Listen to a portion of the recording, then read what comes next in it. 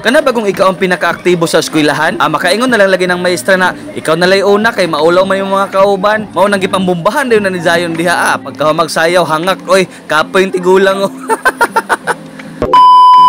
Trippings na to ron mga kadyama, ubanin na pod mi sa aton lakaw. Karong adlaw kay flying time man sa atong first officer mangumpit, ato nang ihatod paingon sa iyang eroplano. First di malagi ko na niron to take off sa iyang kaugalingon flight, and then nalagi ko na siya mo announce sa, ladies and gentlemen, this is from the flight take off first officer mangumpit. I want to welcome you on board flight 0999 bound to Surigao City. Enjoy your flight and be safe. Charot.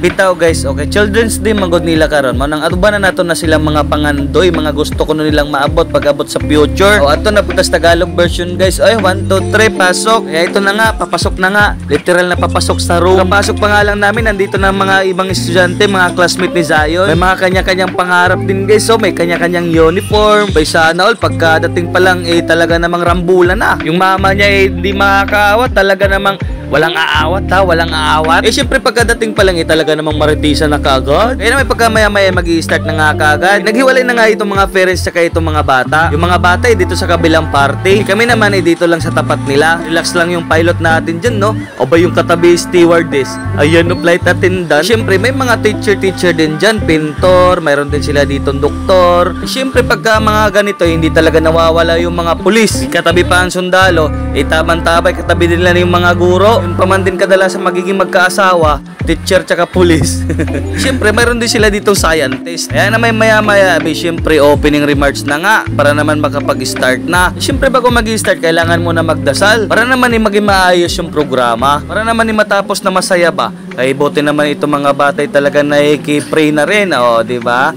Napakabait ng mga batang ito. Talaga namang silent din talaga sila pagka prayer na. Pagkatapos naman mag-prayer, syempre start na nga sila para magpakilala. Ano yung mga pangalan at mga kurso nila? Future Provision. Si Zion naman talagang naiiba sa upuan. Gustong-gusto na magpagitna parang gusto na atang mag-perform o sumayaw. Una na nga palang napakilala ito, isang batang babae. Guess na gusto niya daw maging teacher someday.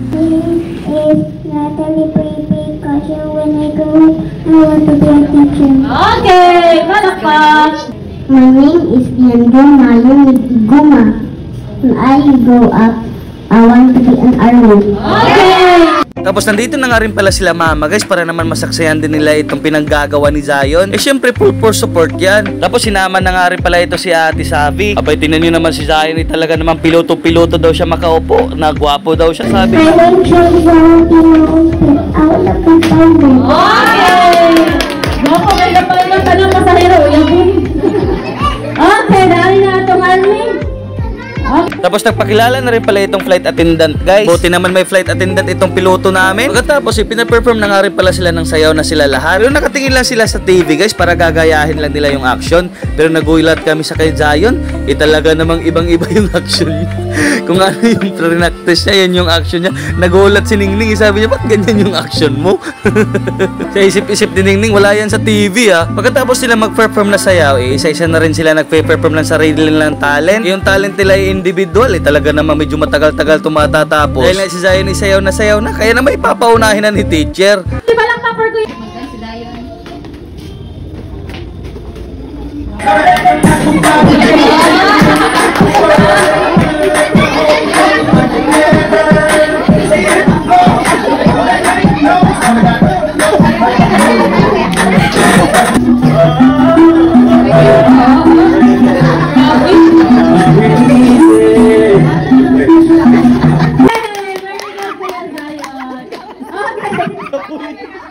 Gihangak ang bata, oy.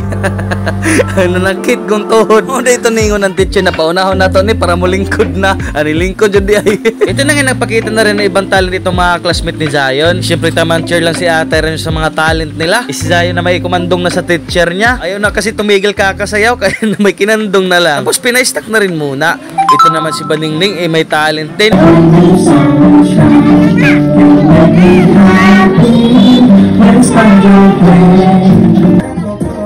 Ay, katabi rin sila Paraiso. Que son parte de memoria, Pagkatapos ng talent nila guys, syempre mag-a-awarding din sila. Pero itong awarding nila ay binibigyan lahat para naman iwalang magtampo. Syempre bata pa yung mga yan, mga madamdamin yan, nagtatampo talaga yan pag hindi nabigyan. Pero lahat naman sila nag-perform, kaya naman lahat sila din pantay-pantay, may mga award sila lahat. Ito na nga kinuha na nga rin itong award ni Zion. Ayan, may shots din siya. Diba? Napakaganda. Kaya na may kinabit na kagad ng mama niya. Para naman syempre Miss Universe. Miss Universe! Gagi. Grabe si Cap Zion, no? O, diba? Talaga namang pilot yan. Sana naman ay maging 20k na lang yung tuition ng aviation. Para naman maging totoo Zion, no? Pagkatapos sila magkuha ng mga award nila, pina-perform na rin sila ulit ng sayaw nila. Sila din lahat, kaya naman sige, sayaw na muna. Ayaw niya pa nga sumayaw ng una, kaya naman kinakausap siya ni mamo niya. Sabi niya, sumayaw daw, kasi sayang naman yung uniform. Ibuti naman sumayaw din. Sabi ni mamo, magja-Jollibee tayo, kaya sumayaw ka. Ibuti naman sa time na to, tumingin na siya sa TV. Ang una niyang sayaw, may sarili siyang action, yung pinagpraktisan niya. Maya-maya, nag-closing remarks na nga itong isa sa mga teacher ni Zion. Siyempre, kasama na yun yung mga pasasalamat, kasi dahil wala kayo, wala kami, yung mga ganun pa. At maganda yung pagkakinalabasan ng event, happy lang, ganun. Pagkatapos naman, siyempre, pinaipon-ipon na nga sila para makapagpa-picture na rin sa teacher nila. Kaya na nga guys, patapos na nga itong ating video. At siyempre, wag natin kalimutan itong pa-shoutout natin. Shoutout nga pala dito sa mga to, G and Mel. Ayan, ingat po kayo palagi. Yun lang guys, bye-bye.